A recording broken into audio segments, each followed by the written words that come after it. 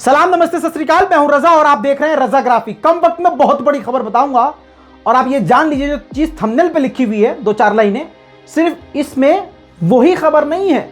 दुनिया की इस वक्त की सबसे बड़ी खबर जो मैं कई वीडियो में बना सकता था, कम वक्त में एक ही वीडियो रिपोर्ट में आपके वक्त को बचाने के लिए दे रहा हूं। तो आप लोगों से हाथ जोड़कर गुजारिश है, जैसे आप मोहब्बत दिखाते हैं वैसे ही मोहब्बत दिखाइएगा और इस वीडियो को शेयर कीजिएगा। वेडनेसडे को ब्रसेल्स में नाटो की मीटिंग हुई। आपको पता है, जान लीजिए, अगर बच्चों के लिए बता देता हूं, नाटो के देश में तुर्की और रशिया भी शामिल है। ये मैं इसलिए बता रहा हूं क्योंकि मेन मुद्दा इसमें तुर्की और रशिया है। दोस्तों, सबसे पहले मुझे पता है आपको तुर्की में इंटरेस्ट है, तो पहले आपको मैं तुर्की के बारे में बता देता हूं। नाटो की मीटिंग में तुर्की और अमेरिका के विदेश मंत्रियों ने अलग 1 घंटे का वक्त निकाला और अलग अपने मुद्दों पर चर्चा की। ध्यान से सुनिएगा, S-400 के बारे में तुर्की ने बहुत प्यार से रगड़ा है अमेरिका को। दोस्तों, शुरुआत में ही बता देता हूं कि अमेरिका और तुर्की ने इस बातचीत के बाद इस बातचीत को फ्रेंडली बताया और कामयाब बताया। साथ में एक कदम करीब आने के लिए भी ये कामयाब बातचीत बताई गई। तुर्की के विदेश मंत्री मेवलू ने ये साफ किया कि इस मीटिंग में एक बात क्लियर की गई है कि आगे आने वाले वक्त में और भी अमेरिका के साथ मीटिंग की जाएगी। और इस मीटिंग के जरिए आपको पहले ही बता दूं कि अमेरिका और तुर्की के बीच में जो थोड़ा गर्मा गर्मी थी वो काफी हद तक कम हो गई है। तुर्की के विदेश मंत्री के द्वारा मैं उन्हीं की जबानी बता रहा हूं जो उन्होंने मीडिया से कहा। उन्होंने कहा कि बहुत सारे मुद्दों पर अमेरिका से बात हुई। अब मैं आपको बताता हूं कि S-400 के मामले में कैसे अमेरिका को प्यार से रगड़ा है तुर्की ने। तुर्की ने अमेरिका के विदेश मंत्री से कहा कि भाई साहब, आप S-400 पे बेचैन हो रहे हैं, ऑब्जेक्शन उठा रहे हैं, सवाल खड़े कर रहे हैं, बैन लगाने की धमकियां दे रहे हैं, लेकिन ये आप जान लीजिए, जब आप सत्ता में नहीं आए थे, जब आपकी सरकार भी नहीं थी ना, तब से ही, उससे पहले से ही ये रशिया और तुर्की के बीच में S-400 की डील हो चुकी थी। यानी बाइडेन के आने से पहले जब डील हो गई थी, तो अब आके उछलने कूदने की अमेरिका को जरूरत नहीं है। साथ ही तुर्की के विदेश मंत्री ने यह भी कहा कि इतना घबराने की जरूरत नहीं है, हमारे S-400 से या डिफेंस सिस्टम से नाटो को कोई भी खतरा नहीं है। इसी के साथ उन्होंने 2 मुद्दे ऐसे बताए जिस पर दोनों में अभी ठनी हुई है और ये प्रॉब्लम बन सकती है। पहला, 2016 में मिलिट्री कोप किया गया था। बच्चों के लिए बता दूं, मिलिट्री के द्वारा, जैसे अभी म्यांमार में हुआ है, सेम वही हालत करी गई थी और उर्दुगान को कत्ल करने की कोशिश की गई थी। और वहां की सेना ने चाहा था कि पूरी देश की सरकार को अपने हाथ में ले लें, मतलब पूरा हाईजैक कर ले पूरे ही देश को। वो पूरी तरह से विफल हो गया था। उसका जो मास्टरमाइंड है, उसका नाम फैतुल्लाह गुलन है, जो अमेरिका में रहकर ये सारा कांड करवा रहा था। साथ में अमेरिका ने अभी भी उसको शरण दी हुई है, यानी अमेरिका ऐसे व्यक्ति को पूरा सपोर्ट कर रहा है। इस मुद्दे पर तुर्की ने कहा है कि हमारी और अमेरिका के बीच में ठनी हुई है और इस बातचीत में उस पर कोई भी हल नहीं निकला है। दूसरी तरफ तुर्की ने हाथ पे गोबर लगा के अमेरिका के मुंह पे थप्पड़ मार के ऐसे मल दिया है। वो कैसे, जान लीजिए। दूसरे मुद्दे पर उन्होंने कहा कि एक तरफ भाई साहब, अमेरिका से कहा, एक तरफ भाई साहब आप ये कहते हैं कि अमेरिका यानी हम आतंकवाद के खिलाफ हैं, दूसरी तरफ आप कुर्दिश फाइटर्स और कुर्दिश आतंकियों का समर्थन करते हो, उनको सपोर्ट करते हो। ये कैसे हो सकता है? इसी बात पे थोड़ी ताना खींची चली। यही 2 मुद्दे उन्होंने यानी तुर्की ने बताए जिस पर सहमति बिल्कुल भी नहीं बनी, जो आगे जाके मुश्किल और भी बढ़ सकती है इन मुद्दों पर। इसके अलावा उन्होंने एक बात और बता दी कि हमने इराक, सीरिया, लीबिया के ऊपर भी हमने डिस्कशन किए हैं जो कि काफ़ी पॉजिटिव रहे हैं। साथ में तुर्की के विदेश मंत्री ने यह भी एक बड़ी जानकारी दी कि अफगानिस्तान और तालिबान के बीच में जो बवाल हो रहा है उसको खत्म करने के लिए उसकी मीडिएशन करने को तुर्की तैयार है, लेकिन तुर्की उसकी मीडिएशन, उसका कोई भी प्रोग्राम और मीटिंग सिर्फ और सिर्फ तुर्की में ही रखना या तुर्की में ही करना चाहता है। दोस्तों अब बात करते हैं रशिया की। इस नाटो की मीटिंग में नाटो के चीफ जेन स्टोल्टनबर्ग ने एक अजीबोगरीब बात कही। अजीबोगरीब क्या, पूरी अजीबोगरीब बात कही, सारी बात गलत कही, जिसमें उन्होंने रशिया को टारगेट किया। नाटो के लीडर ने कहा, आसान जबान में समझिए, नाटो के लीडर ने साफ साफ कहा रशिया का जो तेवर है वो बहुत ही खतरनाक और एग्रेसिव और गुस्से वाला है।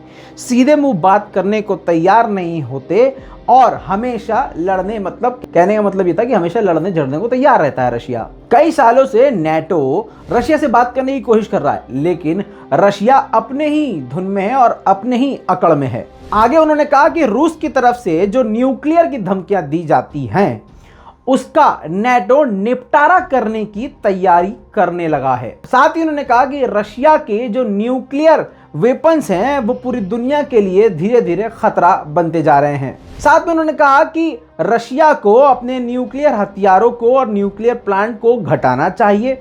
इसी के बाद उन्होंने कहा कि जो पहले अमेरिका और रशिया के बीच में हथियारों को घटाने की जो संधि यानी डील हुई थी वो बेहतरीन थी और उसे कायम रहना चाहिए। सबसे आखिरी बात नाटो के लीडर ने पिन मारने वाली कह दी।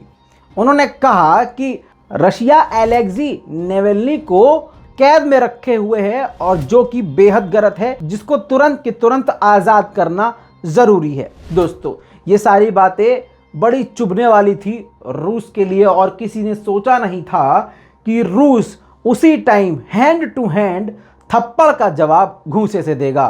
दोस्तों इस पर रूस की विदेश मंत्रालय की प्रवक्ता मारिया ज़खारोवा ने जोरदार बैक टू बैक गोबर मारा। मारिया ज़खारोवा ने कहा कि भैया हमें कुछ कहने से पहले अपने गिरबान में झांक के देख लो, हमें ठीक करने से पहले अपने आप को सुधार लो। भैया तुम्हारे यहाँ कोरोना बढ़ता जा रहा है, तुम्हारे वैक्सीन की कमी है, मानव अधिकारों का उल्लंघन हो रहा है, वहां आपके यहाँ गोरे कालों में भेदभाव किया जा रहा है और आप चले हमें समझाने। आगे उन्होंने नाटो के मुंह पर ऐसे बीच में खड़ा करके दोनों हाथ से थप्पड़ मारते हुए कहा कि पहले अपने देशों को तो सुधार लो, दूसरे देशों को तो बाद में बोलना। तुम्हारे नाटो के देशों में इतनी गंद मची हुई है और तुम वो गंदगी दूसरे देशों पे उड़ा रहे हो बजाय अपने देशों की गंदगी को साफ करने के। इसके बाद मारिया ज़खारोवा ने पहले जला दिया फिर उस पर नमक छिड़का। उन्होंने कहा कि पहले आप अपने ये सारे इशू को सॉल्व कीजिए, एक सक्सेसफुल आदमी बनिए, उसके बाद हम देखेंगे कि आपने कैसा काम किया है। अगर आपने अच्छा काम किया होगा तब आपसे इज्जत और तमीज से बात की जाएगी। दोस्तों इस पूरी रिपोर्ट पर आपका क्या कहना है नीचे कमेंट जरूर कीजिएगा। लाल बटन दबा के चैनल को सब्सक्राइब जरूर कीजिएगा और रज़ाग्राफी के बारे में आपका क्या ख्याल है, आपको रज़ाग्राफी क्यों पसंद है? 20 से 30 सेकंड का वीडियो अपने नाम और पते के साथ, मतलब शहर के नाम के साथ ईमेल करें या फिर इंस्टाग्राम करें। आपकी वीडियो को सारी दुनिया को अपनी रिपोर्ट के जरिए दिखाया जाएगा। जय हिंद। नमस्ते राजा भाई, मेरा नाम अमन जोशी है, मैं गुवाहाटी आसाम से हूँ। मैं आपका चैनल पिछले 3 महीने से देख रहा हूँ। आप हमेशा सच दिखाते हैं और सच के साथ रहते हैं। इसी तरह आप आगे बढ़ते रहिए और हमेशा हमको सच दिखाते रहिए, हम आपके साथ हैं। अस्सलाम वालेकुम रज़ा भाई, मेरा नाम शफ़ी अंसारी है, मैं मुंबई वडाला 37 से। मुझे आपके चैनल में जो सबसे बड़ी खूबी नज़र आई है और जिस वजह से मैं आपका चैनल देखता हूँ वो ये है कि छोटी से छोटी खबर हो चाहे बड़ी से बड़ी खबर हो वो हमें आपके चैनल पे देखने मिल जाती है। और आपके चैनल पे कोई भी न्यूज़ आज तक का झूठी नहीं हुई है। जितनी भी न्यूज़ आपके चैनल पे सब के सब सच्ची और प्रूफ के साथ होती है।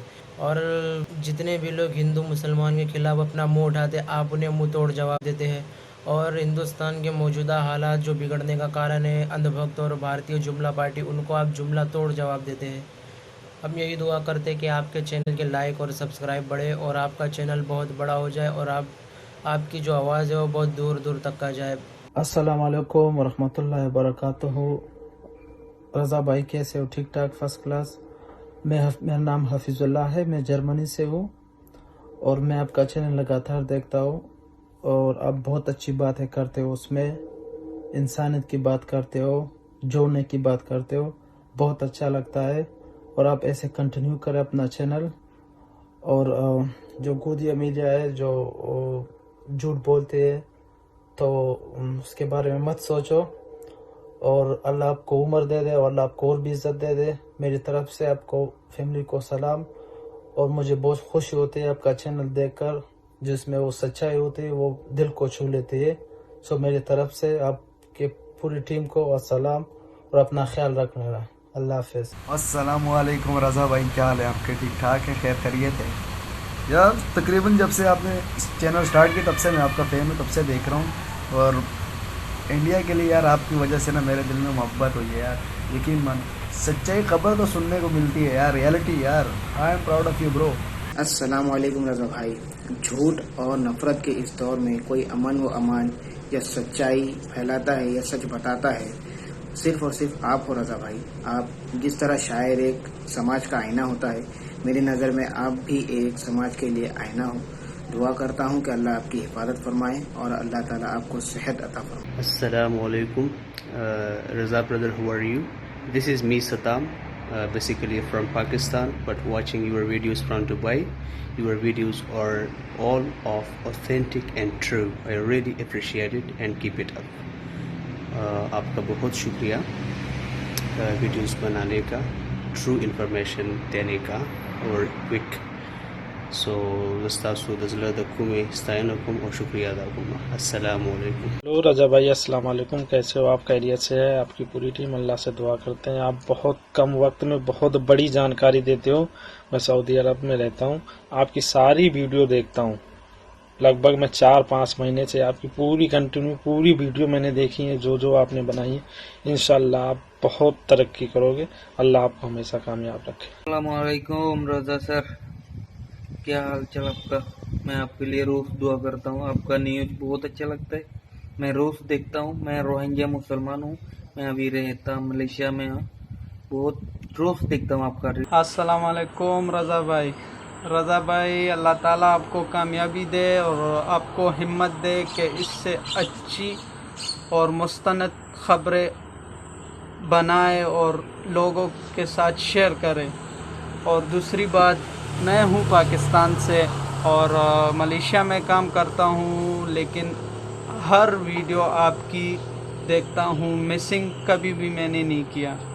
और ज़बरदस्त वीडियो बनाते हो और बहुत ज़बरदस्त तरीके से, और मतलब आदमी को जो है ना बहुत ज़्यादा इम्प्रेस करता है आपकी वीडियो। अस्सलाम वालेकुम रज़ा भाई, क्या हाल है? ठीक है, खैरियत है, ठीक ठाक। मैं यहाँ यही से मैं आपका बहुत बड़ा फैन हूँ। मैं दुआ करता हूँ अल्लाह ताला से आपको अच्छा कामयाब करके, यूट्यूब में भी इंस्टाग्राम में भी। यूट्यूब में इंशाल्लाह तो है कामयाब, दुआ है बहुत बड़ी। मैं आपका एक भी रिपोर्ट मिस नहीं करता।